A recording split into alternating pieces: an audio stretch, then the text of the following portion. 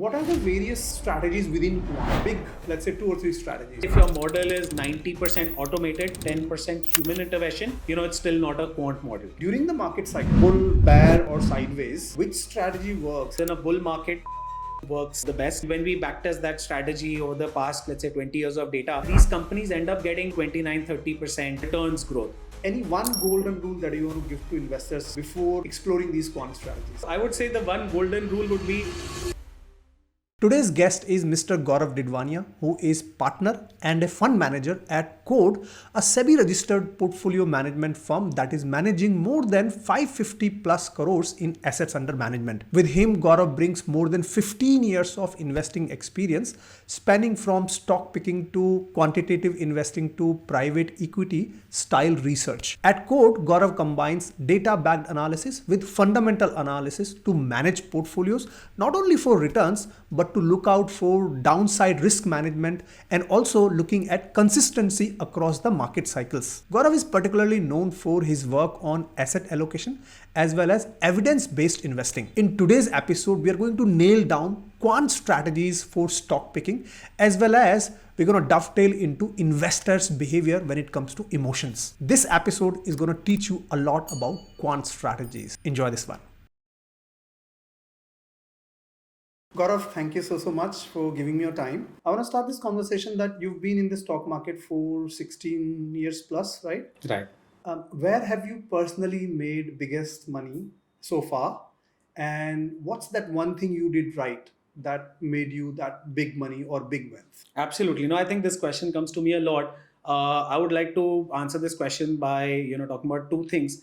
One is just chasing earning growth. A lot of the times people end up chasing narratives. There's some story going on. Maybe let's say it's a particular sector or a particular theme and people end up chasing that. In the end, I think investors should be chasing earnings growth. If the earnings of the company you think, will keep growing, you can take, position size in that particular company. The second thing that has worked for me is the position sizing.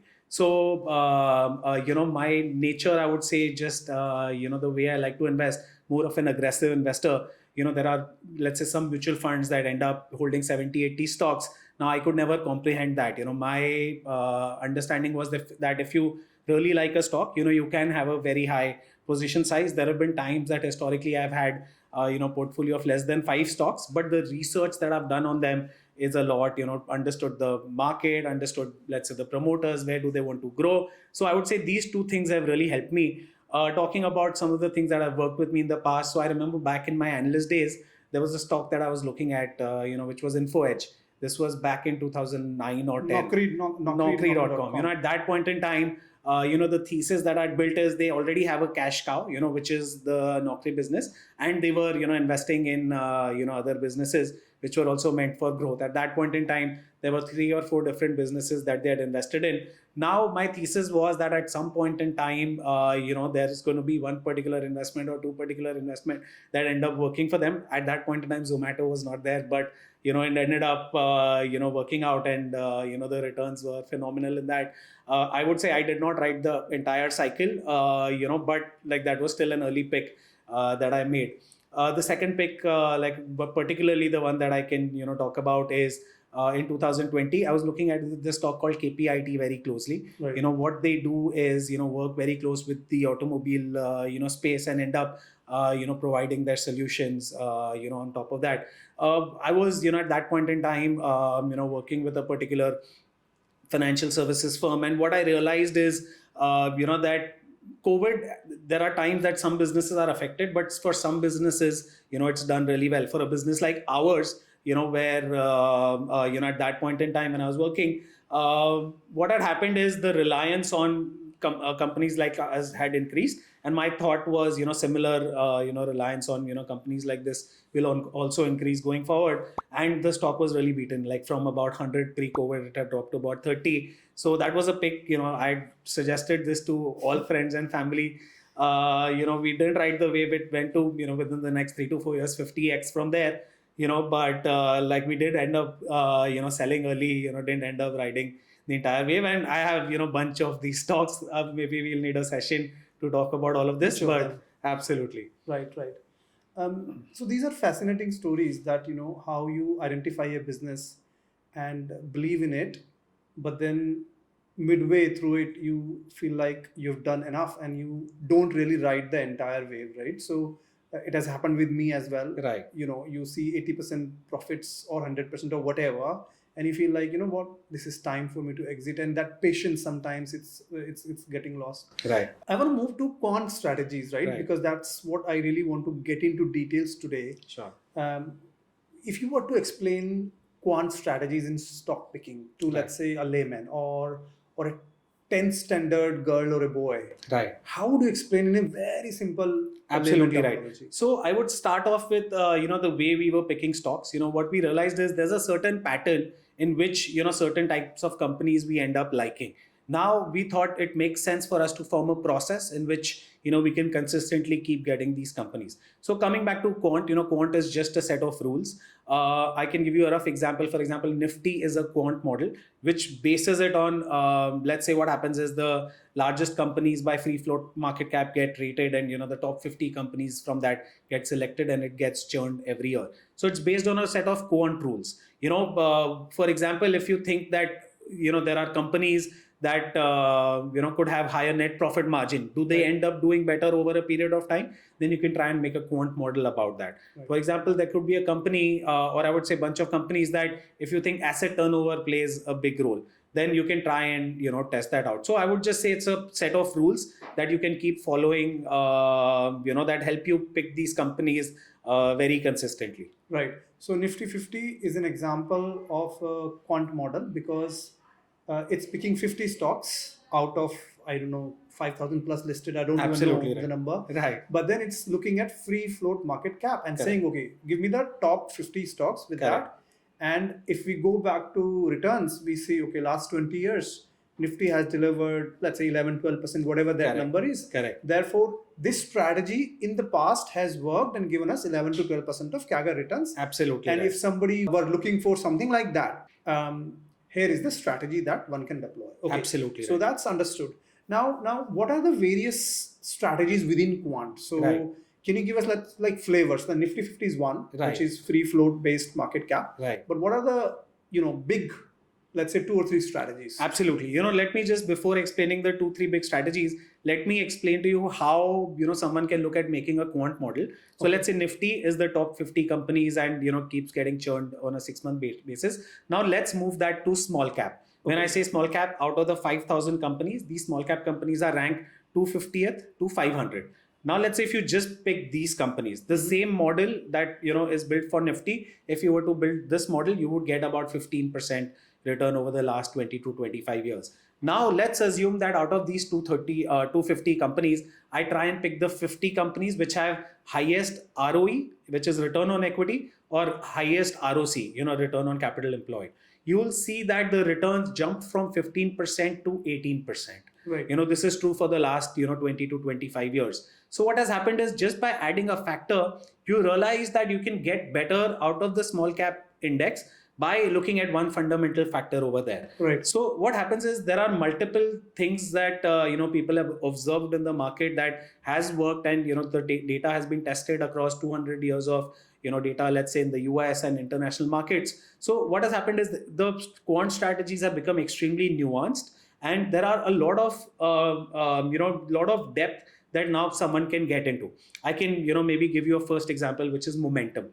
Now in 2005, let's say since then, Nifty has given about 12% return. At that same period, let's say the mid cap, small cap indices have given about 15 to 16% return. But if you look at momentum as a factor, that has given about 20 to 23% return using the same universe. Now, what does momentum do? Momentum is a rule-based strategy. What happens is, let's assume there are 150 stocks in mid cap, which are ranked from 101 to 250. These stocks, whichever stock has given the best volatility adjusted return, I'll come back to explaining that later. But the top 50 of them get selected and then get churned every 6 months. Right. So what has happened is, out of the 150 stocks, the ones that have run up the most, given the least volatility amongst them, they get selected every 6 months, the top 50. And then after 6 months, new 50 stocks get selected. After that, new 50 stocks get selected, and that strategy has given 22% return over that same period. Now someone would question that a 12% return versus a 22% return, does it mean a double outcome? And the answer to that is completely wrong. You end up for every 4-5% additional that you get, the end result ends up being double, almost 2.5 times. So if a strategy gives 12% return versus a 22% return, the end result will be at least 5 to 6 times higher than what your portfolio would have been with a 12% return. So this is plainly momentum. Similar to this, there are other factor strategies that exist, factor models that exist, and we can keep talking about each one of them in more detail. So is there a difference between factor and quant or not? No. So I would say, factor-based investing is a part of quant. Within quant, there are a lot of things that can be looked at. The models that have been tested in the past, have done well, end up, revolving around, the factor models. But let's say, within quant, what you can also look at is how do I make sure that the return that I get is high, but also at the same time, I get the best risk adjusted return. Okay. That's another angle, that you can have, within quant. Not everyone is chasing for the, next, let's say 25-30% return. People are also saying that I can't see that much volatility in my portfolio. And if quant can help me reduce that, happy to try quant out or see what results can it give me. Okay. Just want to go back to momentum for a sec. You talked about, let's say, mid-cap strategy, which is 101 to 250. Right. Out of that, we select 50 stocks based on momentum. Correct. And you explain volatility adjusted movement or something, you use the term there. Correct. Can you just give me an example, or like how does that play out in the momentum strategy? Just so that I understand this. No, absolutely. So I would say what happens in the stock market, there are sometimes the stocks are extremely volatile. It'll go up, let's say 10% in a week, come down 20% in another week, go up 30% the week after. So what this is measured by is volatility. Right. So what ends up happening is the volatile stocks, don't necessarily have the best risk adjusted return, because when you're investing them, you assume that, these stocks are going to be volatile. Now let's assume that out of the 150 stocks in mid cap, I select the ones that have run up the most, but also shown the least volatility. Okay. That means they have steadily been rising, over the 6-month period, and it's not a sudden jump that they have seen. Right. I see. So that ends up, making the portfolio slightly better, and you end up picking these companies that have the tendency of frequently rising. Right. Okay. I see now. I see what you mean. So they're not fluctuating a lot, but they're at the same time growing steadily in terms of the price returns. Correct. So the price is the main factor here. Correct. Along with possibly the beta. Correct. Beta is the volatility. Absolutely right. Yes. Right. Okay. Now I understand it. So one is the momentum as one of the factors that is used in quant.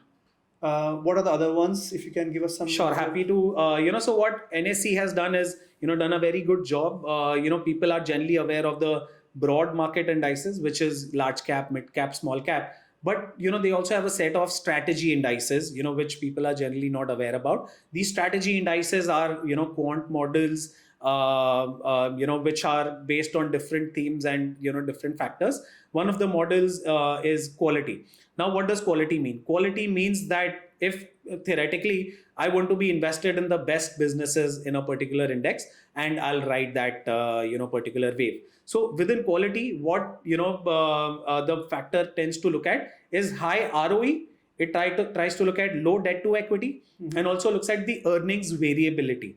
When I say earnings variability is if the earnings of a particular company is, let's say 100, it should be growing steadily. For example, 100 to 120 to 140 to 160, rather than doing 100 to 150 to 120 to 180. So lumpiness goes away. Okay. So this is a factor. For example, you can look at Nifty 200 quality 30 as an index, separately. What this does is out of the 200 top companies that are there in India in terms of free float, market cap, top 30 companies are selected with this model. And then every 6 months, these companies are churned, and, the investor, for them, they don't end up seeing the churn because the mutual fund or the index fund will end up doing the churn for them, but the churn keeps happening in the background, and they end up seeing the result for them. Right. So you talked about 3 factors in quality. One is high ROE, return on equity. Return on capital employed? On debt to equity. Sorry, debt to equity. Okay. Right. You've talked about so you've taken into balance sheet into consideration. Correct. And then you talked about the Earnings predictability. variability. Correct. Okay. Right. These three factors put together is called quality. Correct. And that's how you select your stocks. Correct. Having said that, just want to elaborate a little more. Now, as a quant firm, what happens is these strategies are made by, let's say by NSE, themselves.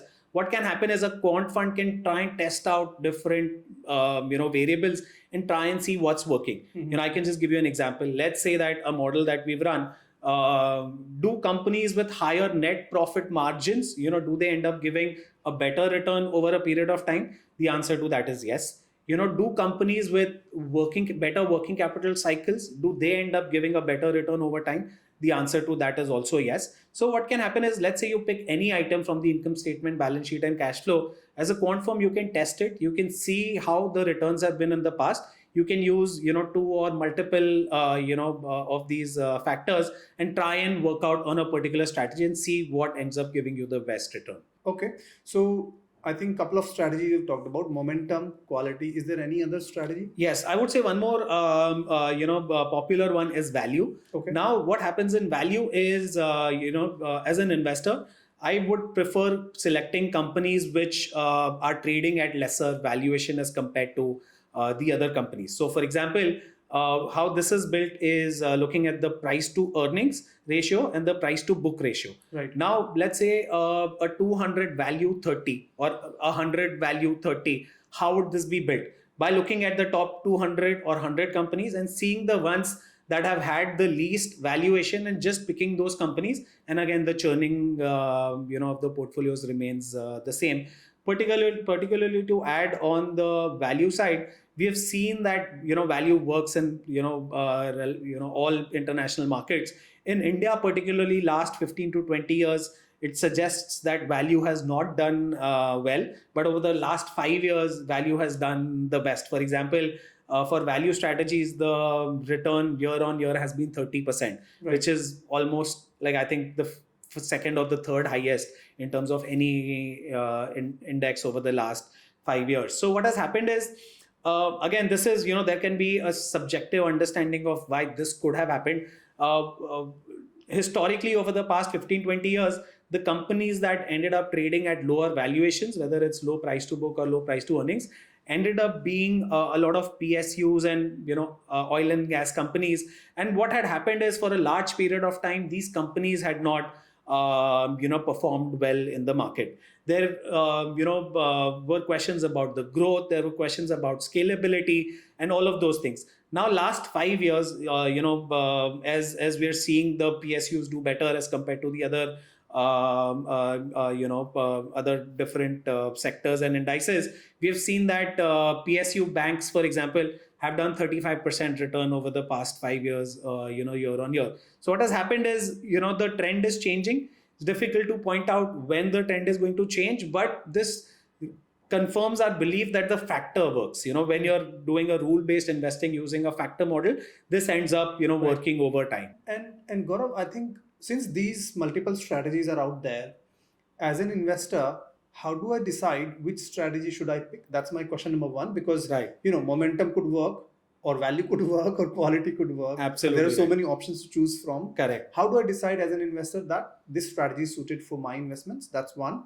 And second is, do you have anything that suggests, okay, in the particular cycle, let's say bull market. Correct. I know bull market momentum should work ideally, right, but I still want to hear from you, during the market cycles, bull, bear, or sideways, right, which strategy works? Have you got any back testing done or any results out? No, the one clear answer over here is, in a bull market, momentum works the best. Let's say if the market, you expect it to grow at 15%, for example, you can expect momentum to grow, at 20-21%. So that is one thing. The problem with momentum is, let's say if the market falls 10-15%, you need to expect momentum strategies to fall, maybe 5% more than what the index has done. So there's a clear answer towards that. I would say the second clear answer, which we didn't end up covering, in our when we're talking about different models, is one of the models is low volatility. Right. Now, for example, there's a index called 100 low vol 30, which picks the top 100 companies and selects the ones which have the least volatility. We covered how volatility gets calculated. Now, what this index does is once this selects, these companies, we know that these companies have the least volatility, and even in situations where the market is falling, these companies don't end up falling that much. In the bear market, you know that the low volatility strategy ends up doing the best. There are also certain, I would say, regime chains where you would expect, quality to do well, or let's say a value to do well. I would say that, I don't know if there's a clear answer towards that. We keep testing these strategies and try and, figure out which one ends up doing better over a period of time. But I would say it also goes back to the style of investing, for people. I was recently discussing this, with a very close friend of mine who's also in the investment space, but not looked at the quant side that much. Now they have 10 stocks in their portfolio. We were recently having a conversation about how the value index works and how the companies are picked. Later, he realized that 5 out of his 10 companies, were in the value index itself. So someone's style of investing could be value. Someone's style of investing could be momentum. So people end up choosing what ends up working for them the most. For example, someone like me. When I'm trying to maximize my return, I'm looking at a 5-year, 10-year period. Right. If I think that, in 5 years, 10 years, I want the maximum return and my view on the market is, positive, I'll try and, pick a strategy which does well in bull runs, for example, a momentum. But it's possible that in 6 months, there's volatility and, it's possible that, when the index is falling, momentum ends up falling even more. So if I'm okay with that kind of drawdown, if I'm okay with that kind of risk, I'll be okay to hold it for the next, 15, 20 years or whatever my outlook is on the market. Right. Understood. So these strategies sound really good in terms of, they could really give you that alpha, Correct. if you like, over the plain vanilla indexes. Where do these strategies fail? Like, are there any downside to this? I know that volatility, for example, in momentum could be higher, Right. But could they not really work out as they are supposed to? Correct. So, No, I think you're absolutely right. What the one thing that, we feel it fails is, for example, you can have a good 30, 40, 50 stock portfolio using a quant strategy. You cannot have a 10 stock portfolio using a quant strategy. So in terms of concentration, you can't go highly concentrated on quant strategies. What quant helps you do is figure out, broad range and figure out how this group of companies should move over a period of time. But you cannot do that with, 5 to 10 companies. If you have to, build a portfolio with 5 to 10 companies, you can use a quant approach to get, let's say, top 100, top 150 companies, which would fit in your quant model. And then you'll have to do active research on, the industry, on the company, the promoters, the growth plan, all of that you'll need to do to build a portfolio for 5 to 10 different companies. Second place, I would say it fails is you can't assume that, there's a particular factor that you've tested. You can't assume that that's going to run forever. Okay. What you have to do is constantly monitor that. Mhm. I'll give you, an example of not, let's say a factor, but a correlation model that, we ran. So let's say, we looked at all the commodities. We ended up looking at all the international indices. What we wanted to do is pick the asset class that has the best hedge against Nifty. Right. And then we concluded that gold has the best hedge against Okay. Nifty. Now it's possible I run that model 2 years later or 3 years later and I'll see the answer to that has changed. Mhm. So I cannot build a strategy and assume that this is going to work for me for the next 10 to 20 years. You have to keep evaluating it. You have to keep seeing what has changed in the market, how are different prices reacting to the movements, and then end up taking a call on, okay, this is something that's true for this particular point, but it could change in the next 2 to 3 years. Right. And I think that brings me to a point that, so, we are back testing it and we're saying, okay, last 15 years or 20 years or whatever time period, momentum has worked well. It's given alpha over normal plain vanilla indices. Correct. But maybe the 20 years conditions were very different Correct. to what we are witnessing today, right? I mean, geopolitically, for example, a lot going on. Correct. So events like tariffs, for example, Correct. how do you can these be factored into the model or not? Is my question to you. No, absolutely. So I would say, specific events, the assumption is if you've tested things for, let's say, the last 20 years, 25 years, and let's say there's even more data going back to the last, 200 years. So what ends up happening is, these things have happened in the past. There's a famous, saying which says, history doesn't repeat itself, but it does rhyme. Yes. So things like that have happened in the past. You have taken into consideration. Maybe it's possible that it's not the specific event that has happened now has happened in the past, but something around that would have happened in the past. So what this helps you do is take into consideration all of these events and then tell you a model that's robust. Right. It's possible that in that particular period you'll still end up losing out on returns, maybe because the strategy didn't do well in that particular period. But if you're having that portfolio for the next, let's say, long term 4 to 5 years, it's expected that this will end up doing well. Having said that, there are also a lot of models built on the macro side. For example, what change in return do I expect with a change in interest rate? What change do I expect with like a particular tariff situation? So all these things can be built into a model. The idea is whatever someone's thinking of it intuitively, saying if this is happening, this is going to happen, that can be brought into a quant model if you have enough data backing that. Right. Okay. So essentially, for an example, if COVID happened in 2020, maybe 100 years back, something similar to COVID might have happened. Absolutely. And right. if that's into your data, it can give you some indication. Of course, it can't be exactly the same event. Correct. But it might give you some ideas, and sometimes it may not. So Correct. Understand. So if you look at these strategies, momentum, quality, value, and there could be low volatility, etc. You also have something called as all-weather. Correct. And I was quite fascinating to know this is like an evergreen thing. Right. All-weather does mean evergreen. Correct. And it has generated far better returns if I read your reports Correct. on your website. Correct. Why is it done well? Is it a mix of everything, or how is that strategy different? No, absolutely. I think the idea for building all-weather, and as the name suggests, it's a strategy for investors, which you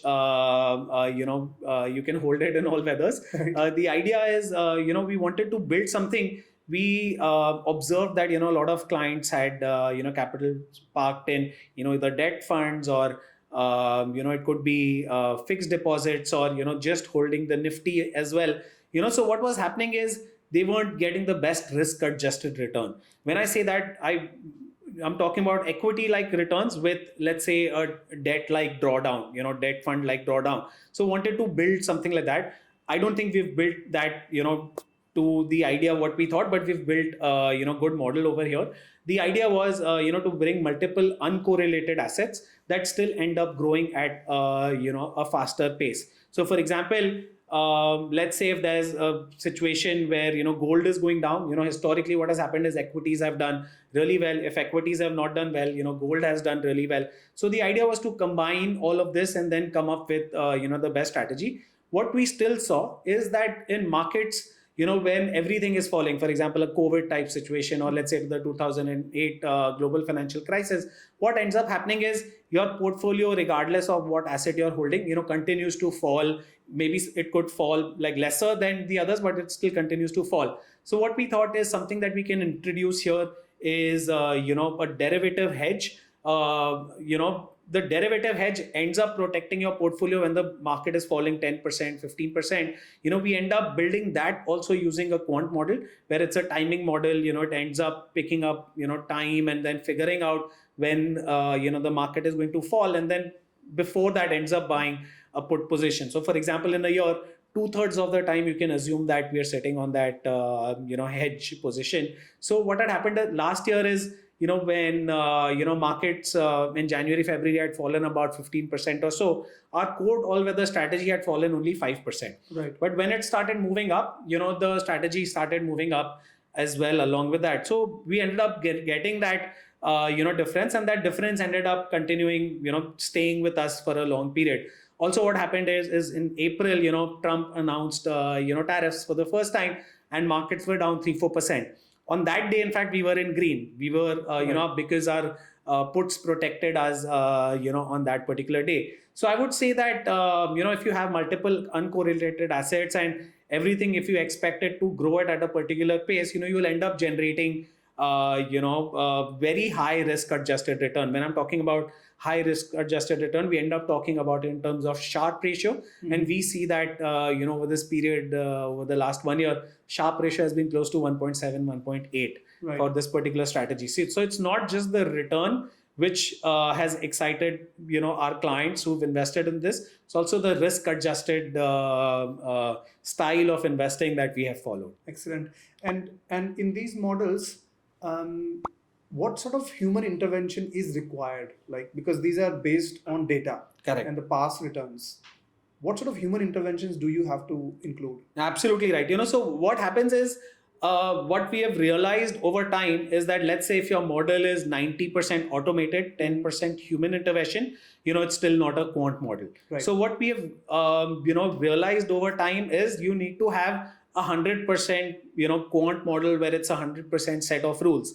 Having said that, you need to be constantly updating those models. You need to be constantly looking at new factors which are working. You need to be looking at, different market timings that could be, working for you. So you have to constantly, sort of be on your feet and keep testing out different models. So I would say in terms of human intervention, that is what is required. While I'm talking about that, also happy to share, within one of our strategies, what we did is revamp that strategy. That strategy was called Qode Growth Fund, where, the model that we had made previously, we, kept testing out new data and, tried to, combine different, indicators. So currently what we do is, combine momentum, quality and value within, the same, strategy. And when we backtest that strategy over the past, let's say 20 years of data, we end up seeing that these companies end up getting close to 22%, 23% earnings growth and end up seeing close to 29, 30% returns growth. So, these strategies, not that I'm saying that, hey, now we're good for the next 5 to 10 years. We'll have to constantly keep evolving. That's where the human intervention is required to keep, making sure that the models continue to work. Right. So Gaurav, these strategies help me understand how can a retail investor incorporate in their own portfolios? Because, okay, I don't have 100 years of data, 50 years, or even 10 years of data. Correct. I'm going to a screener, as simple as that, and Correct. trying to see what is the ROE, what is the ROC, what is the PE, what is the PEG ratio. Tell us, how can I incorporate in my investment? Absolutely right. So what has happened over the past 15, 20 years, one great thing has happened is people have moved on to systematic investing, whether it's through a mutual fund or let's say, index funds or with PMSs and AIFs. So that number, like, earlier when people were trying to, try and invest by themselves, that number has gone down over a period of time. So I think that's a great win. Now people are looking at quant models and, trying to see where they can generate alpha. And as I mentioned before, that a lot of strategy indices and a lot of AMCs end up replicating some of these strategies as index funds or ETFs. So for example, if you're looking at a Nifty 100 low volatility 30, there is an ETF available, an index fund available. If you're looking at a mid cap 150 momentum 50, there is a particular instrument available. There are, I would say, some challenges for you to be just holding that, because you might not know how to balance it out and see what works for you. And then that's where maybe a quant fund can help you do that. But let's say if you want to build everything by yourself, the example that I gave before, what you can do is select, let's say, you go to screener.com and screener.in and then select all the companies that are there, rank them by market cap, go to 250 first company to 500 company. That's the entire small cap universe. You can select the 30 or 50 top high ROE or ROCE companies. You end up building that portfolio. You can churn it every 6 months or every 12 months. You'll see that you've done better as compared to a lot of the other indices that are there. Okay, now I understand it's very difficult for a retail investor to do that. So my recommendation would be to just choose the strategy indices that are available rather than doing it yourself. Makes a lot of sense. I think this is very insightful in terms of people are at institutions level using quant methodologies, and couple of these strategies I've talked about on my channel, momentum Correct. specifically, value, quality. So these are good. Any one golden rule that you want to give to investors, before exploring these quant strategies? Absolutely. So I would say the one golden rule would be follow a systematic process of investing. Stay invested. Don't think of churning your portfolio every 6 months, 12 months. If some bad news has happened, or if something is indicating that this is not working, continue to stay invested. There was a recent stat that I was looking at, that Nifty ends up giving 12% over a period of time, but investors don't end up making 12% over time because they've churned it at the wrong time. Correct. Entered, let's say, small caps at the highest valuations, then moved to the safest funds where it was the time to invest in small caps again. So I would say follow a systematic framework, define a 5-year, 10-year goal for you, saying that this is what you want your money to do for you, and then continue doing that particular process. Okay, got it. Brilliant. Thank you for that. I think I've got a lot of insights from you, Gaurav. Thank you so much. I'm just going to go to the rapid fire question. Perfect. Let's do that. 2026, what's your guess for the Nifty's returns? Do you want to predict? Definitely green. Green. Okay. Gold in 2026, do you think crash or rally? I would still not say rally. I would still say somewhere in between, but definitely on the positive side. Right. Silver in 2026? Silver, there's a lot of talk, about the industrial usage, and maybe we don't have a real view on that. I would still say stable growth. From Not here, a crash, not I would not pick deep anyone. correction. Okay. Right. US markets in 2026? I would say crash, but Donald Trump ends up coming up with different ways to save that. So I don't know what next he has in store. Indian small caps, overvalued or undervalued? Undervalued right now, definitely. Last year the multiples were really high, corrected significantly. We have quant indicators telling us that you need to be increasing allocations, particularly to micro caps, because they've fallen a lot. Yeah. So definitely undervalued. Your first stock, when was it, and did you make money or did you lose money? First stock that I remember was InfoEdge, as I mentioned. So you ended up making money on that one. One book on stocks that you have read and you liked it, or you want to recommend to people? Oh, I really like One Up on Wall Street by Peter Lynch. Yeah. Tries and explains the different types of companies from an investor lens, and how should you be focusing on the high growth companies. So but definitely that book. Right. Who's your role model when it comes to investing? I think, saying the same thing, I think Peter Lynch again. Right. According to you, what is the biggest secret of stock investing? I would say, secret of stock investing, when you look at, the stocks from an independent perspective, is making sure the stocks that you have bought have the potential for earnings growth. Right. If they don't have that, then no narrative is going to work. No story is going to spin that around. The earnings growth, I would say, are the holy grail. You need to have earnings growth in the company, otherwise the company is not going to grow. Who should I invite next on my show that you would like to watch? I would have really liked, I was following very closely, Siddharth Bhaiya. I mean, unfortunately, he's not there with us anymore, but he's taken a lot of bold calls, and, that's what I think is required when you're managing clients' money, making sure that is top priority. So I would have loved to see, an hour conversation, with him. Unfortunately, we don't have him, but still have him in our memories. Brilliant. Thank you. That's it from my side. Thank you so much, Gaurav. It's been pleasure having you, and I think I've gained a lot of insights, a perspective on quant, and thank you for your time. Thank you so much, Rahul, for having me, and it was a pleasure, talking about the details. Thank you.